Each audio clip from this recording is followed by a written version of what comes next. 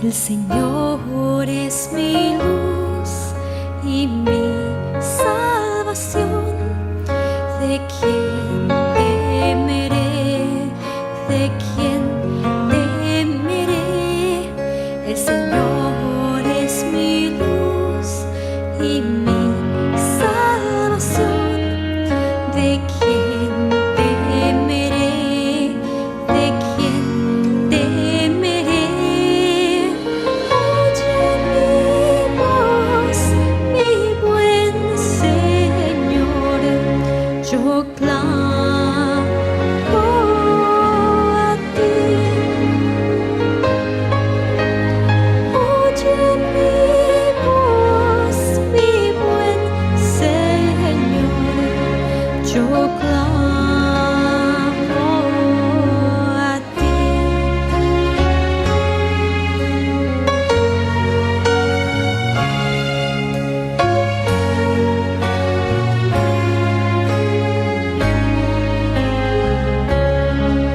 El Señor es mi luz y mi salvación. ¿De quién temeré? ¿De quién temeré?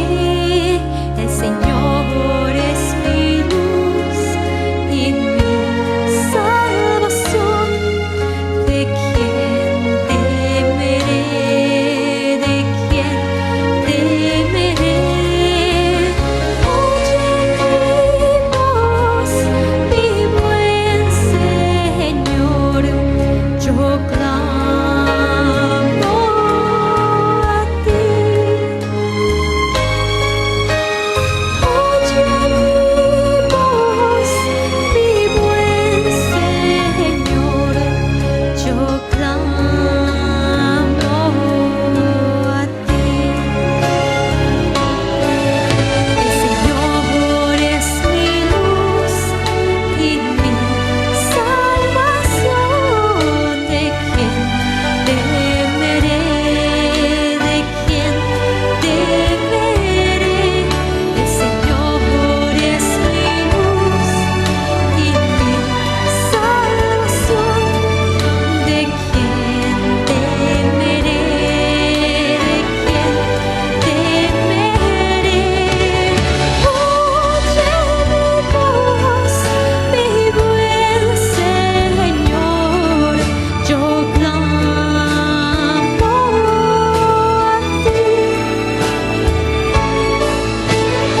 Oye mi voz, mi buen Señor, yo clamo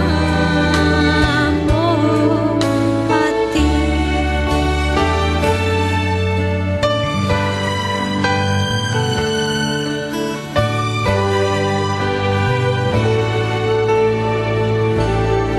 Clamo a ti.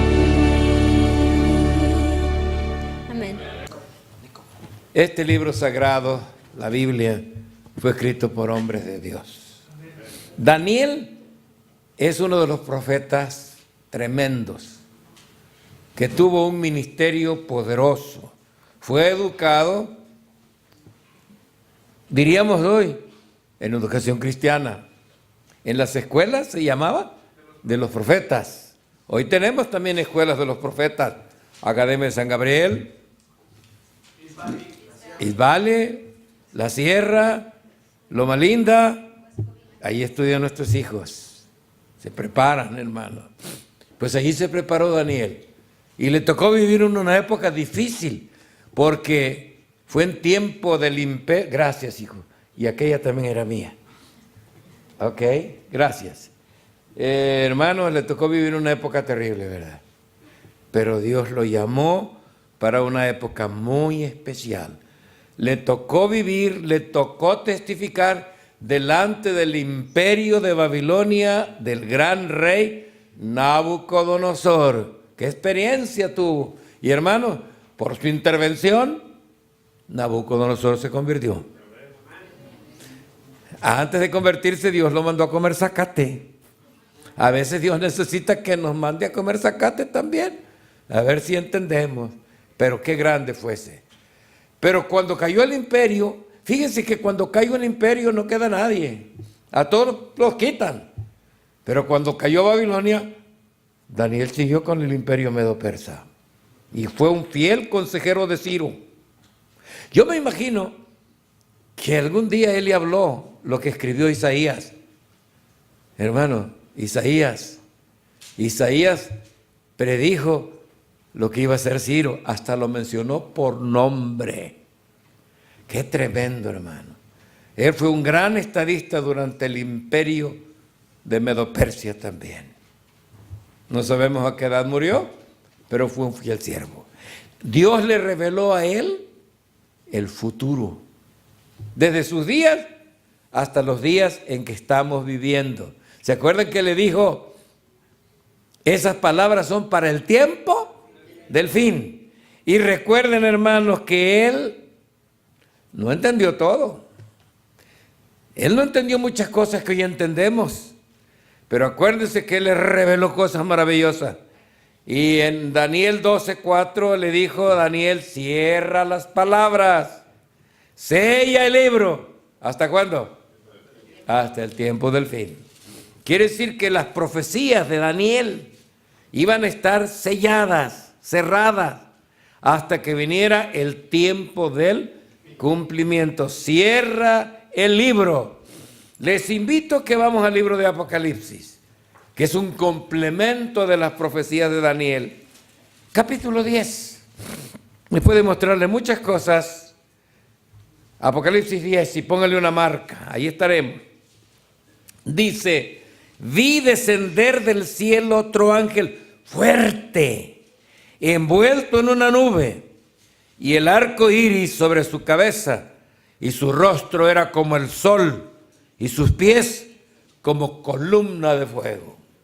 Este ángel representa un mensaje poderoso, un mensaje de lo alto, un mensaje que proviene de Dios. Y dice que este ángel tenía en su mano un librito, ¿cómo? Abierto. No leyeron bien, porque algunos dijeron pequeño. Ahí no dice pequeño. Tenía en su mano un librito abierto. Bueno, sí dice librito. Tal vez por eso dijeron pequeño. Un librito abierto. Y puso su pie derecho sobre el mar y el izquierdo sobre la tierra, hermanos. ¿Un librito cómo? ¿Cuál libro estaba sellado? ¿Cuál libro estaba cerrado? El de Daniel, hermano. Llegó el tiempo en que el libro de Daniel iba ¿cómo? A abrirse. Iba a surgir una iglesia poderosa. Una iglesia que tendría que predicar el evangelio a todo el mundo, como termina el capítulo. Pero luego dice el versículo 3, bueno, el pie derecho sobre el mar y el izquierdo sobre la tierra, quiere decir que iba a ser un mensaje mundial a los continentes, a las islas, a todo el mundo. Ok. Y luego oyó que clamó con gran voz y dijo que cuando ruge un león, ¿han escuchado rugir un león? Les voy a contar una anécdota. Hace años fuimos a una reunión, yo como era evangelista aquí de la conferencia del sur, el Centinela, cuando estaba José Luis Campos, era el director, me invitó y fuimos a Culacua, se llama el campamento que está allá en Orlando. Ya nos hospedamos allí y yo salí, ¿verdad? Y me fui a la reunión y mi hija se quedó en la cabaña. Y cuando ella salió así, de repente que veo un pavo real y luego que oí un rugido de un león y rugió el león y salió corriendo y se metió espantadísima a la cabaña. Digo, ¡ay, mi papá se lo va a comer un león! Y luego yo regresé al rato, hijita, es que es un zoológico aquí, ella vio un león. Pero hermanos, cuando un león ruge, tremendo, dice, así que dice ese con voz como de un león, Y cuando hubo clamado, 7 truenos emitieron sus voces. Cuando los 7 truenos hubieron emitido sus voces, yo iba a escribir. Pero ¿qué le dijo el ángel? Sella esas cosas. No, lo que los 7 truenos hablaron, no las escribas. Bueno, y obedeció. Y el versículo 5 dice, el ángel que vi en pie sobre el mar y sobre la tierra, levantó su mano al cielo y juró por el que vive por los siglos de los siglos, que creó el cielo, las cosas que están en él, la tierra, las cosas que están en ella, y el mar y las cosas que están en él, que el tiempo no sería ¿qué? No sería más. Fue el tema que vimos anoche, ¿verdad? ¿Se acuerdan? Ojalá habían entendido. Hermanos, hay una gran profecía. Y en esa gran profecía están contenidas otras 6 profecías. Los 490 años, es la última oportunidad para el pueblo judío. Los 1260 años en que gobernaría ese poder del cuerno pequeño. 1290 años desde el establecimiento prácticamente de ese poder hasta el año de 1798, en que terminan también los 1260 días. Luego el ángel dijo, escribe, bienaventurado el que llegue a 1335 días. Somos bienaventurados, hermanos, porque nosotros hemos nacido después de esa fecha. Y esa fecha es 1844. Y luego, 2 profecías de nuestro tiempo. La profecía del Imperio Otomano, ¿verdad? El 27 de julio de 1299, durante 150 años es cuando se esparce el Islam por el mundo, hermano. Luego la última, la profecía de la hora, el día, el mes y el año. 391 días o años más 15 días. ¿Cómo sabemos las horas de un día? Divídala entre 360 entre 24 y le da que cada media hora de un día van en 15 días, hermano. Y se acuerdan que yo le mencioné que cuando esta fecha se cumplió, los 4 sultanatos, la de Alepo, Iconio, ¿cuáles eran los otros? Damasco y Bagdad, donde estaban, prácticamente eran la sede del imperio, hermano, de los turcos. En el año 1453, Constantinopla, que fue la sede de los descendientes de Constantino, cayó Constantinopla en manos de los turcos. Cuando visitamos Italia, Grecia, el gran templo del Partenón que era dedicado a la gran diosa, ¿verdad? Hermano, estaba destruido, pues fue en la guerra de los turcos. Tremendo, hermano, fue esa guerra. Que, hermanos, pero al cumplirse los 391 años y 15 días, se iba a acabar ese periodo. Se iba a acabar el imperio de los turcos. Y un predicador amigo de los que acompañó a William Miller, a Guillermo Miller, que hicieron un gran reavivamiento en esta nación, uno de los más grandes reavivamientos religiosos que ha habido en la historia de los Estados Unidos.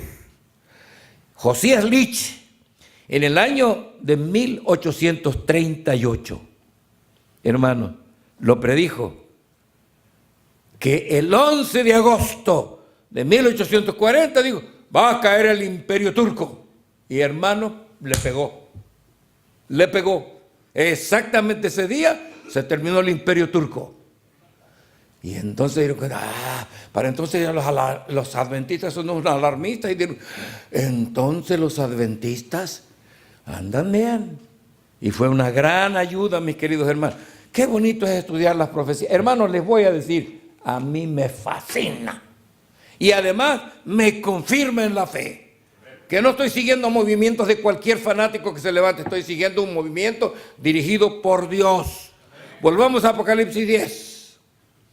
Dice el versículo, bueno, aquí dijo el tiempo no será más. ¿Qué quiere decir? Que ya no hay más periodos proféticos, se acabaron.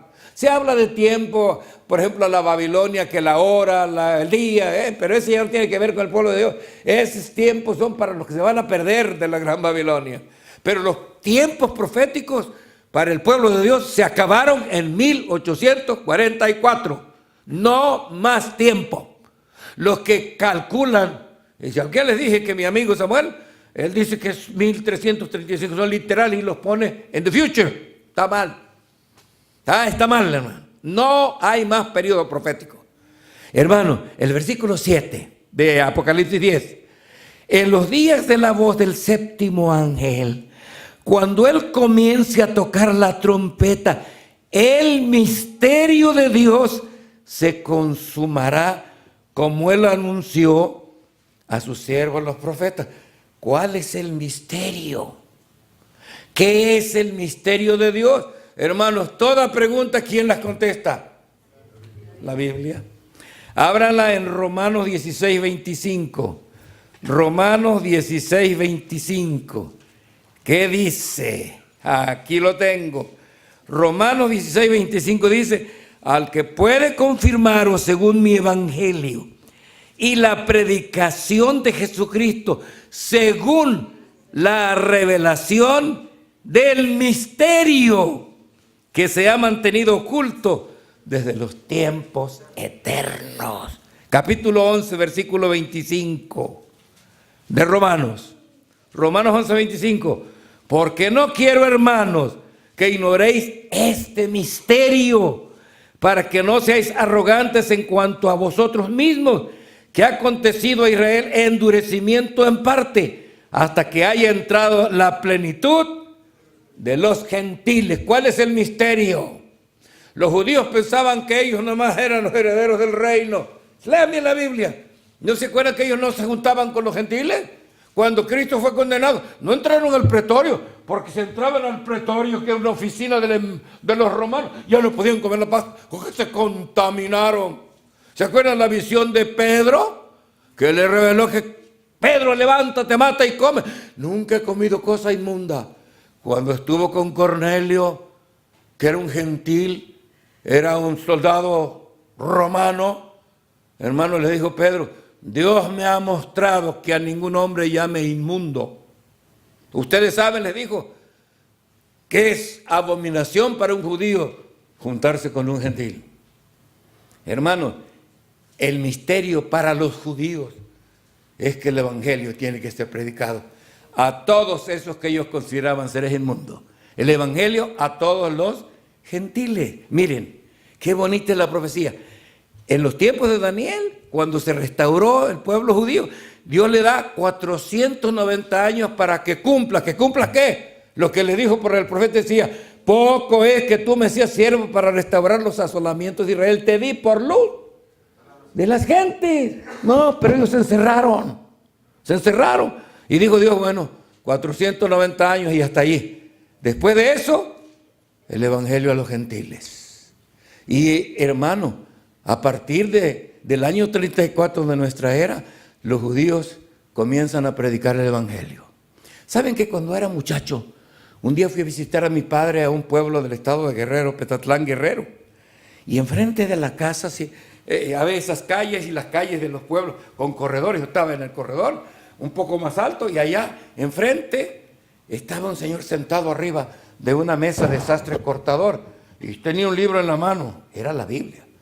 Y gritó: ¡ya ven! Cristo tiene el corazón podrido. Ah, caray, yo nunca había oído hablar a alguien así. Cristo tiene el corazón podrido. Mira lo que le dice aquí: no entréis a tierra de gentiles ni en tierra de samaritanos. Era malo.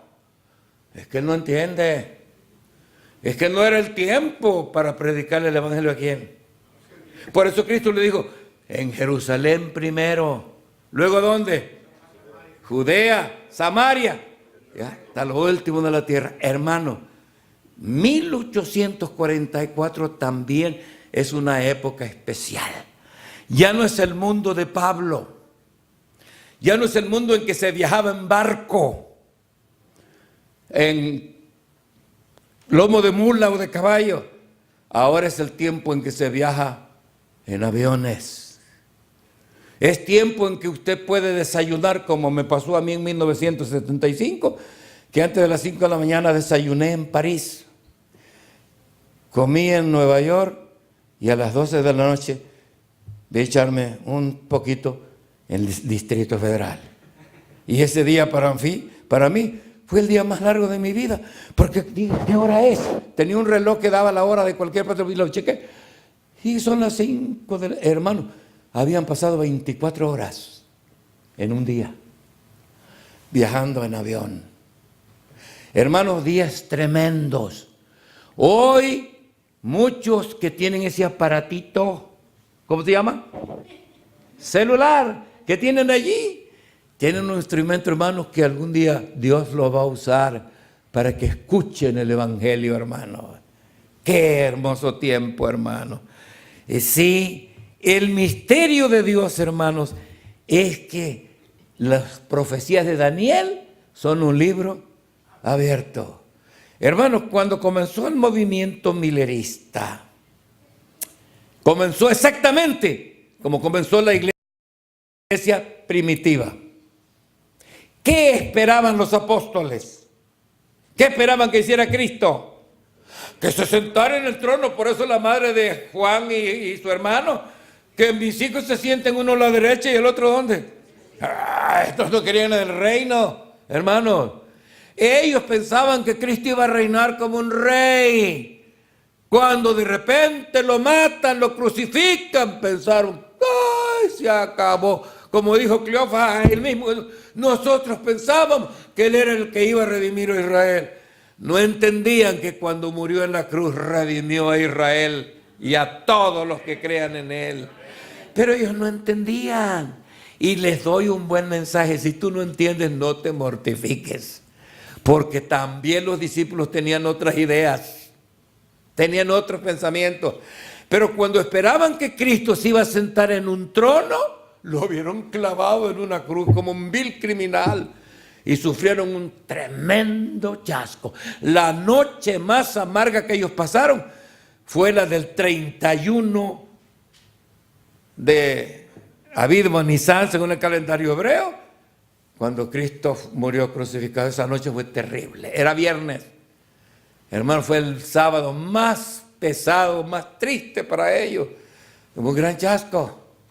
Pero después del chasco que vino, la alegría, hasta en la tarde del domingo, cuando reunidos, Él les dijo, Shalom, o sea, paz a vosotros. Pensaban que habían un espíritu y de ahí en adelante todo cambió. Hermanos, eran unos poquitos. Se mencionan que era 120 cuando fue derramado el Espíritu Santo y los 120 predicaron el Evangelio a todo el mundo. Y Dios cogió a Saulo, el perseguidor, el asesino, y lo convirtió en el apóstol a los gentiles. Pues hermanos, aquí va a surgir la misma historia. Va a comenzar el ministerio de la iglesia remanente. ¿Qué quiere decir la iglesia remanente? La iglesia de los últimos días. A la iglesia que odia a Satanás. Porque guarda ¿qué? Los mandamientos de Dios y tiene el testimonio de Jesucristo, que es el espíritu de profecía. Ay, hermano, qué linda es la Biblia. Ahora, pero leamos cómo ocurrió. Dice el versículo 8. La voz que oí del cielo habló otra vez conmigo, dijo, ve, toma el librito que está abierto en la mano del ángel, que está en pie sobre el mar y sobre la tierra. Vuelvo a preguntar, ¿qué librito estaba sellado? El de Daniel. Ahora tómalo, ese libro ahora ¿cómo está? Está abierto. Tómalo, dice. Y fui al ángel, versículo 9, diciéndole que me diese el librito y me dijo, toma, cómelo, te amargará el vientre, pero en tu boca será dulce como la miel. Tomé el librito de la mano del ángel, lo comí. Era dulce en mi boca, como la miel. Pero cuando lo hube comido, amargó mi vientre. Y él me dice, es necesario que profetices otra vez sobre muchos pueblos, naciones, lenguas y reyes. ¿Qué significa? Bueno, fue un mensaje dulce, pero cuando lo probaron, amargó su vientre. Se repite la experiencia con la iglesia de los últimos días. Bueno, ¿cómo comenzó? Hermanos, con la iglesia bautista. En esa iglesia bautista asistía un agricultor, era William Miller. Y él comenzó a estudiar las profecías, se reunió libros por todos lados y dijo, voy a comprobar si realmente Jesucristo es el Mesías. Y se puso a estudiar. Y él estudió la profecía de Daniel. Daniel capítulo 8, Daniel capítulo 9.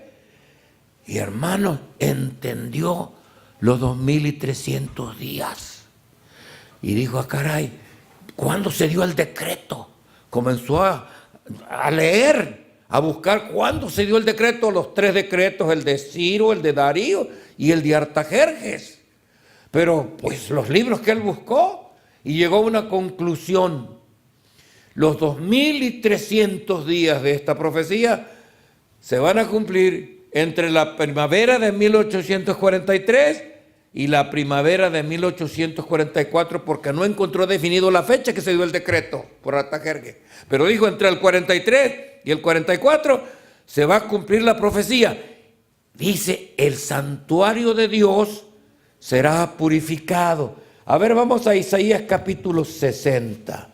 Vamos a ver qué dice Isaías. Este es Jeremías. Aquí lo tengo. 60 versículo 13. Isaías 60, 13. La gloria del Líbano vendrá a ti, cipreses, pinos, bojes, juntamente para decorar, o sea, maderas de esos árboles, para decorar el lugar de mi santuario, y yo honraré el lugar de mis pies. El cielo es el trono de Dios y la tierra el estrado de sus pies. Y Miller dijo, ¿qué es lo que va a ser purificado? La tierra, con el fuego de la venida de nuestro Dios. Porque en la segunda carta a los tesalonicenses dice que cuando Cristo venga en llama de fuego para dar el pago a los que no conocieron el evangelio, dijo, es la venida de Cristo. Y en su venida va a purificar la tierra, porque la tierra es el santuario, como lo decía Isaías, el lugar de mi santuario. Y cuando estudié eso y lo volví a leer, hermanos, pasaron 8 años. Y él con aquella idea, se le vino el pensamiento que le decía, cuéntaselo a los demás. ¿Y cómo se lo voy a contar si yo soy pastor? Pero en la cabeza de cuéntaselo a los demás. Y un día se arrodilló, allí en un bosquecillo cerca de su casa, y se puso el Señor, pues si quieres que lo cuente, pues que me inviten a predicar. ¿Quién me va a invitar a predicar si yo no soy pastor? Pero al ratito que él había orado, le trajeron un recado. El pastor tenía que hacer un viaje y le pidió, por favor, ocúpate del culto el próximo domingo, porque ellos siguen guardando el domingo, los bautistas. Por favor, habla de las profecías que tanto te apasionan. Era la respuesta. ¿Qué es lo que hizo? Hermanos, presentó el diagrama de los 2300 días y le dijo, señores, entre la primavera del 43 y la primavera del 44 termina esta profecía y la tierra va a ser quemada con el fuego de su venida. Caramba. Y hermanos, los presentó. ¿Y qué pasó en la iglesia? Se hizo un tremendo despertar. Ese discurso lo comenzó a predicar un montón de iglesias y se hizo uno de los despertares religiosos que ha habido en la historia religiosa de Estados Unidos. Tremendo despertar. Se le unieron muchos. Uno de los hombres que más se unió, Josué B. Hines, Irad Edson y otros hermanos, se unieron con él a predicar. Y mira, llegó a ser tan popular Guillermo Miller, que un día alguien dijo, va a venir Guillermo Miller y va a predicar enfrente del Capitolio, y en un rato se juntaron 10,000 gente. Aunque él no llegó, pero alguien lo dijo, pero querían oírlo, hermano. Fue tremendo ese despertar. Pero llegó la primavera del 43, llegó la primavera de 1844 y no pasó nada. ¿Qué pasó? Hubo un Snow, se apellidaba Snow, Samuel Snow. Dijo, hermanos, esto tiene que ser de acuerdo con los símbolos del santuario. Va a ocurrir en la purificación del santuario. Era el 10 del mes de Tisri, concordaba. Y dijo, eso va a caer en ese año, en la fiesta del Yom Kippur de los judíos. Era el 22 de octubre. Dije, esa va a ser la fecha.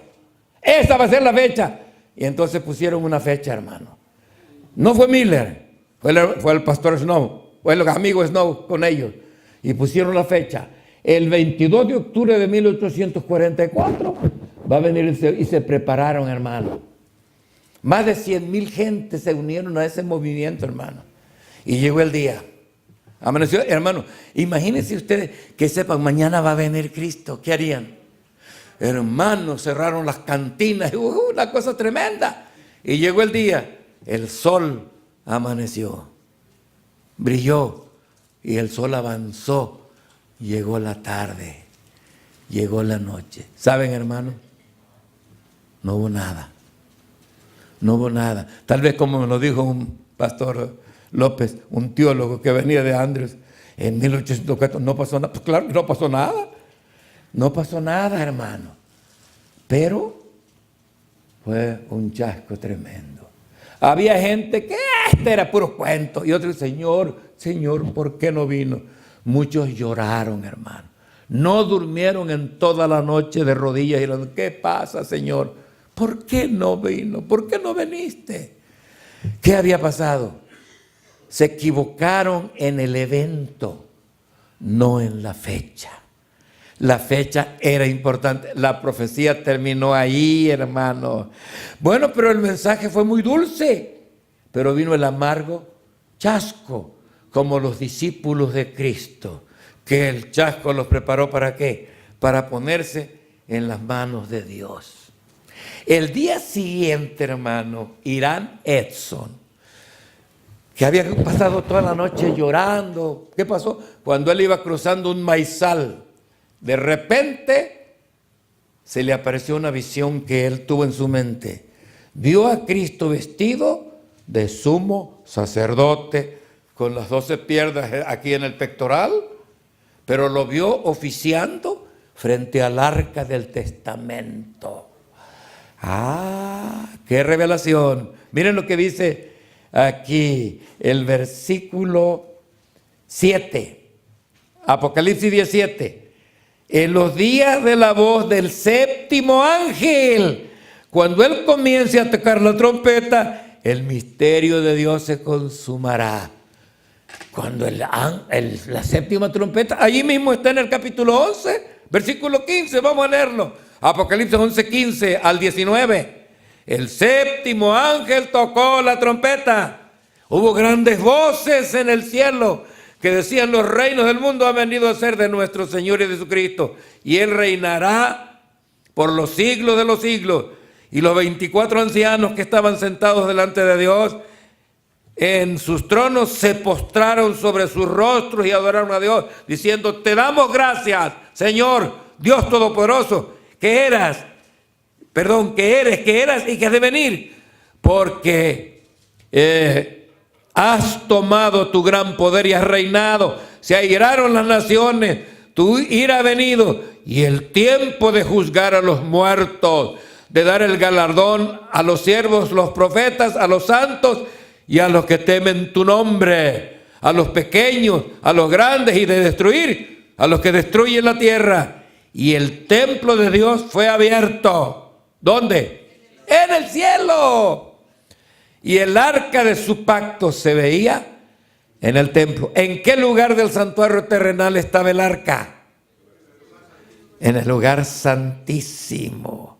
Y hubo relámpagos, voces, truenos y un terremoto de granizo. Vamos al capítulo 7 de Daniel.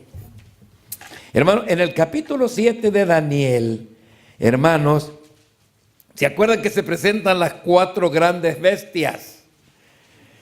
La primera era el león que representaba a Babilonia, luego el oso que representaba a Medo-Persia, el leopardo de 4 cabezas a Grecia y la bestia indescriptible, espantosa, a Roma. No se le menciona por nombre, pero es Roma. Y dice, versículo 8, mientras yo contemplaba los cuernos, entre ellos delante de él fueron arrancados 3 cuernos de los primeros, y aquí que este cuerno tenía ojos de hombre y su boca que hablaba grandes cosas. Dice, estuve mirando hasta que fueron puestos tronos. Se sentó un anciano de días, cuyo vestido era blanco como la nieve, y el pelo de su cabeza como lana limpia, y su trono llama de fuego, y las ruedas del mismo fuego ardiente. Un río de fuego procedía, salía delante de él, millares de millares le servían, millones de millones asistían delante de él. El juez se sentó y los libros fueron abiertos. Ahora noten en la historia. Yo entonces miraba a causa del sonido de las grandes palabras que hablaba el cuerno. Miraba hasta que mataron a la bestia y su cuerpo fue destrozado y entregado para ser quemado en el fuego. Quiere decir que este juicio ocurre cuando el poder de Roma, ya no la imperial, la Roma, el cuerno está hablando grandes cosas en el mundo. Hermanos, ¿qué dice el versículo 13? Miraba yo en la visión de la noche, y aquí que con las nubes del cielo venía uno como un hijo de hombre, que vino hasta el anciano de días, la hicieron acercarse delante de él. Una vez prediqué esto en una iglesia en Villahermosa y el presidente del campo estaba allí. Y yo prediqué, hermano, en 1844, Cristo no vino a la tierra, Cristo vino al lugar santo, al lugar santísimo. El único que fui a la oficina, el presidente, no voy a decir su nombre, me llamó a su oficina y me dijo, ¿de dónde sacó estas ideas que predicó el domingo? ¿Ves el libro? Fui y lo agarré, Conflicto de los Siglos, y le leí. Yo nunca lo había leído. Pues léalo, no estoy predicando lo que yo inventé. Hermanos, lo que pasó en 1844 fue lo que vio Irán Edson. Cuando ve a Cristo que está en el lugar que se los acaba de leer en el capítulo 19, el lugar de su santuario fue abierto y el arca se vio. En 1844, hermanos, comenzó el juicio de Dios. Comenzó la purificación del santuario y de los santos. Para entender bien esto, hay que leer bien Levítico 16, hermanos. Y hermanos, el juicio de Dios ya comenzó. El anciano que llegó, el Hijo del Hombre que llega al anciano, es Cristo. Evidentemente, ¿a qué llega Cristo del lugar santo al lugar santísimo? Hermanos, a interceder. ¿Qué dice Juan capítulo, es 4? Si no es 4, es 5. Versículo 22. San Juan 5, 22. ¿Qué dice? Porque el Padre a nadie juzga, sino que todo el juicio se lo dio ¿a quién? Al Hijo. Hermano, ¿a qué vino Cristo a la tierra? Porque el Hijo del Hombre vino ¿a qué? A buscar y a salvar los que se habían perdido. Él es el juez. El juicio se lo entregan al Hijo de Dios, a Cristo. Hermano, Él no pierde ningún caso. ¿Se acuerdan cuando los malvados dirigentes judíos hicieron planes para que una mujer la encontraran cometiendo adulterio? La ley de Moisés en Levítico y en Deuteronomio decía que el adúltero y la adúltera debían de ser apedreados, lapidados.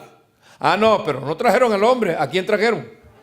Ahí la aventaron a la pobre mujer. Esta mujer la hemos hallado en adulterio. Y Moisés dice que hay que apedrearla. ¿Y dónde estaba el adúltero? Porque no hay adúltera si no hay adúltero. Porque ellos lo habían planeado, ¿verdad? Hermano, Cristo ni les contestó. Él escribió en tierra. ¿Qué habrá escrito? Se me hace que escribió lo que ellos mismos estaban viviendo. Tanto insistieron en que les digo, el que esté limpio de pecado, tire la primera pedrada. ¿Estaban limpios? Sí, ellos malvados lo planearon. Mejor se fueron. Qué manera de defender al pecador. Hermano, en el juicio de Dios, Cristo está para defender a sus hijos. ¿Somos pecadores? Qué lindo, dice la Biblia, hijitos míos, estas cosas os escribo ¿para qué? Pero si alguno hubiere pecado, Yo no sé si les cuente una anécdota que yo viví, hermano. Se las voy a contar. Yo era evangelista en Texas. Y un día me dice una hermana a la iglesia de San Antonio, dice: pastor, yo soy mala para pedir dinero entre la gente en la recolección, la campaña de recolección. Pero si me matan un venado, yo lo voy a hacer tamales y todo va a ser para la recolección. Le dije: hermana, yo le voy a matar el venado. En Texas se caza mucho el venado. Y con ese propósito saqué el permiso de caza. Y compré un rifle, un 22, compré los tiros. Y como yo tenía que ir y venir de Texas a Montemorelos, escondí el rifle debajo del asiento. Y tenía conferencias en San Antonio.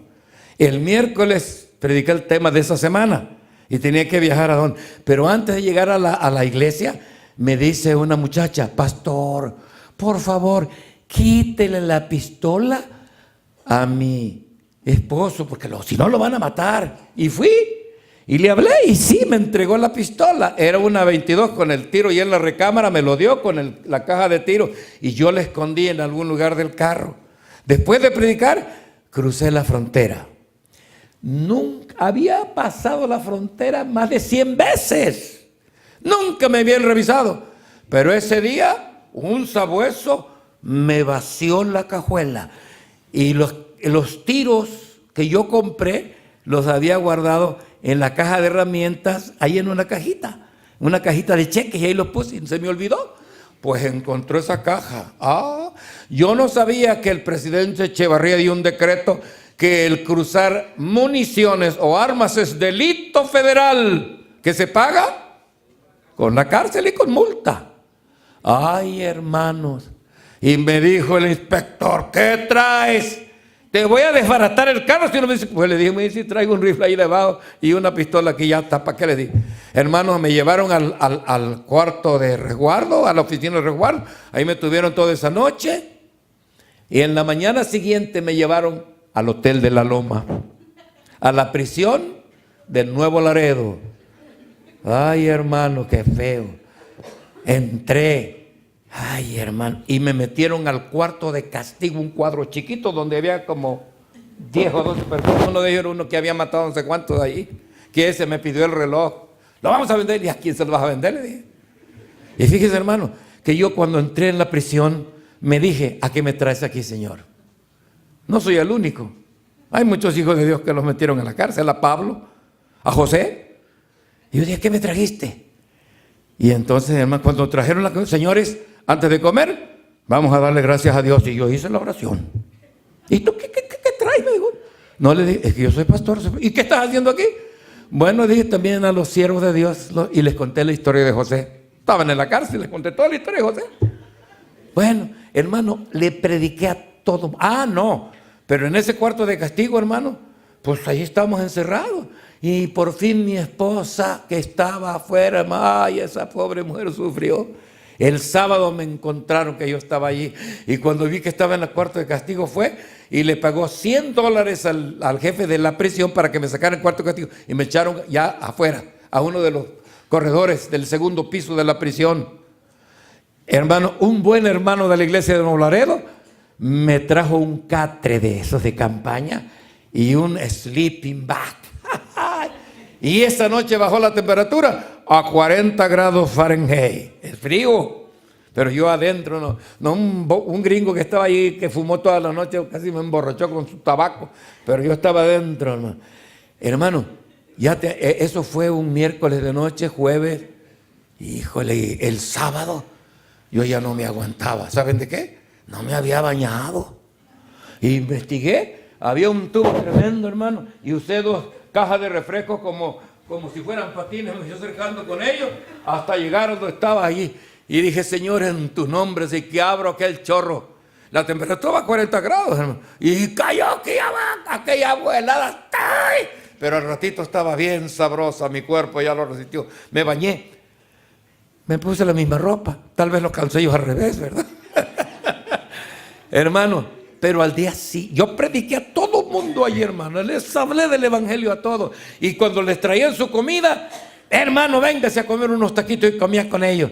Y el domingo de repente que gritan, Javier Soto Valle, a la rea. Me acordé de Tres Patines. Y voy allá. Sígame, me dijo. Allí se quedó el catre y todo. Y me conduce de ese, y cruzamos, y me lleva a la sección de los ricos. A un cuarto con baño. No más que allí nadie traía tacos. Pero allí me arrodillé, hermano. Derramé mi alma delante de Dios y le dije, Señor, ¿por qué estoy aquí? Mi ministerio es negativo, perdóname, enséñame por qué estoy aquí. Y le dije, Señor, si es solamente una experiencia, te pido que yo salga de ahí, que sea declarado inocente y no tenga que pagar un solo centavo. Eso le dije. El lunes me le vayan a declarar, como se atravesó el sábado, allá se tiene que ir a declarar al ministerio. ¿Cómo se llama? Ministerio Público. Y el lunes me llevaron en una patrulla como si fueran delincuentes. Y ya conté por qué tenía esas armas. Bueno, mi esposa fue a hablar con el juez. Ay, ay, ay. Pero cuando de repente se dieron cuenta que mi esposa era sobrina del gobernador de Tabasco, Leandro Rovirosa Guade. Mi esposa es Lucía Guade. Ay, hermano, la cosa cambió. Para eso yo fui a dar una campaña a Houston. Y dio una campaña. Había una muchacha que estudió en Montemorelos, que era enfermera, que casi se estaba divorciando con el esposo. Pero los temas que yo di les ayudaron. Mis temas sobre el hogar, sobre el matrimonio, les ayudaron. Pero ese señor era empleado del diputado federal López Ibarra. Por ahí va el nombre. Diputado federal del estado de Tamaulipas. Y yo creo que él habló sobre mi caso. Además, el diputado federal de Tabasco, Ravelo Guade, muy amigo de él, diputados, y luego el gobernador de Tabasco, don Leandro Rovirosa Guade. Hombre, la cosa cambió. Y hermano, mi esposa habló con el juez, y cuando vino el juicio, fui declarado inocente. Pero el martes, después de que fui a declarar, vino mi esposa con una cara, hermano, pobrecita, con una cara. Dijo, son 50,000 pesos de multa y 10 años de cárcel. Madre mía, en la torre. Bueno, pero después de ella, al rato, vino mi abogada, una muchacha adventista de la iglesia de Laredo. La iglesia de Laredo, estaban orando por mí. Y vino la abogada, le dije, ¿usted me va a defender? Sí, está bien. Cuando le vi la cara a la abogada, la hermana Ana María, no me acuerdo el apellido ahora. Cuando le vi la cara, dije, esta trae buenas nuevas. Esta trae buenas. Y me dijo, pastor, fue declarado inocente. Nada más me den la boleta de libertad, vengo por usted. Ya me regresé, me arrodillé y le di gracias a Dios. Cuando abrieron las puertas y salí, el pasillo, estaban las gradas, allá estaba el carro de la abogada y mi esposa allá. Me grita el director del penal, señor Soto Valle. Ahora era el señor Soto Valle. Voy, el teléfono, el diputado federal López Ibarra. Hasta tiene un bulevar con su nombre para ponerse a mis órdenes. ¿Yo? Y le di las gracias. Y me dijo, ahí le mando a mis ayudantes. Eran 2 de sus guardaespaldas, de sus guaruras, para sacarle el carro del resguardo también, porque ya estaba detenido. Hermano, y dice, dígale a ese tal por cual, me dijo, que le regrese los $100 porque yo lo puse en ese puesto. No, hombre, que le voy a pedir el dinero. Yo ya no quiero que eso, sino salirme de la ratonera. Y ya le di las gracias al diputado federal. Iba caminando otra vez en la escalera. Señor Sotovalle, otra llamada. ¿Saben quién era? El licenciado Canales, presidente municipal de Nuevo Laredo, también para ponerse a las órdenes. Hermano, qué bueno es tener palancas, ¿verdad? Porque allí había 2 muchachos que compraron una pistola y se les ocurrió probarla por ahí en el camino, venían de no sé de dónde.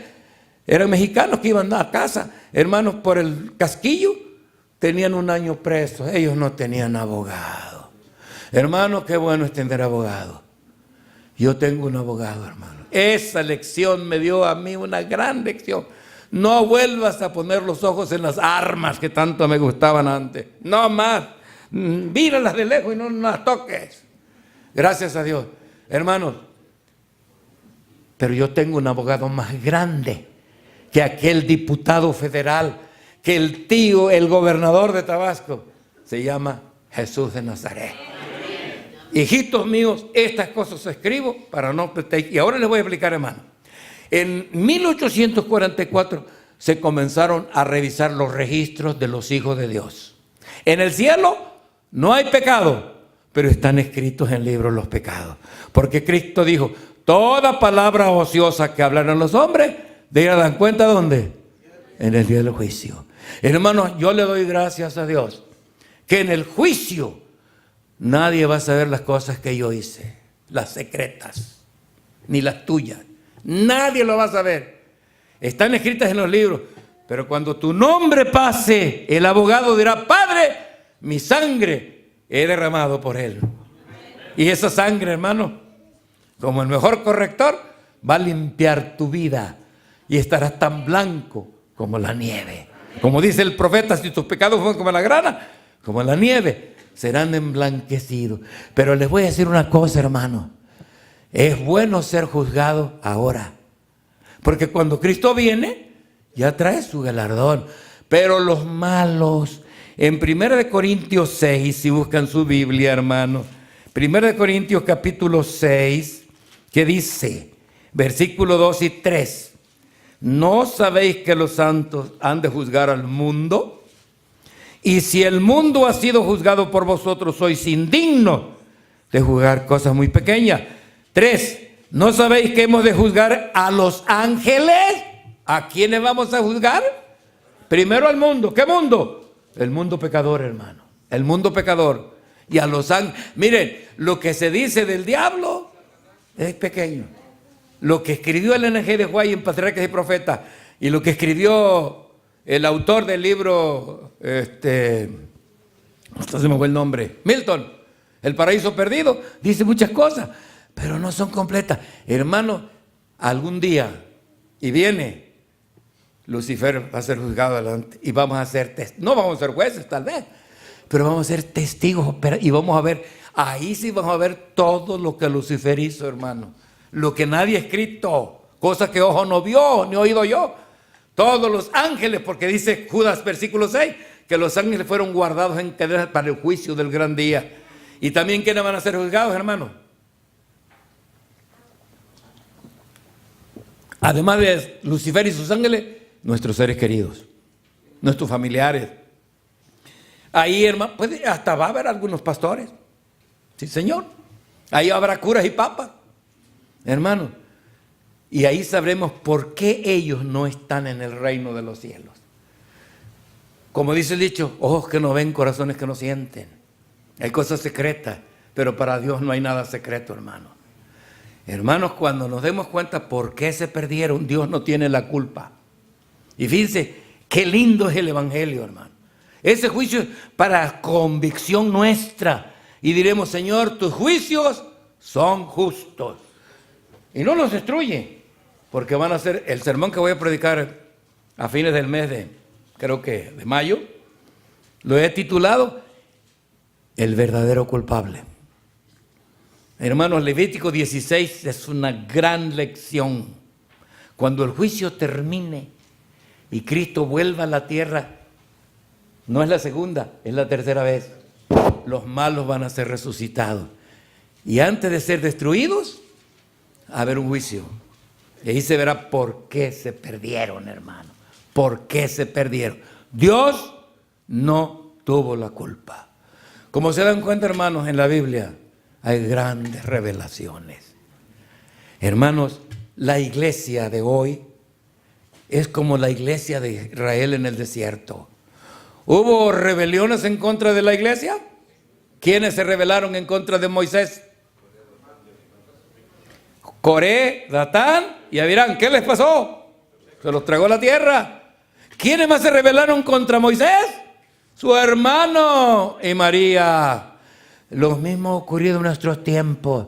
En la iglesia, hermano, ha habido también desvisiones.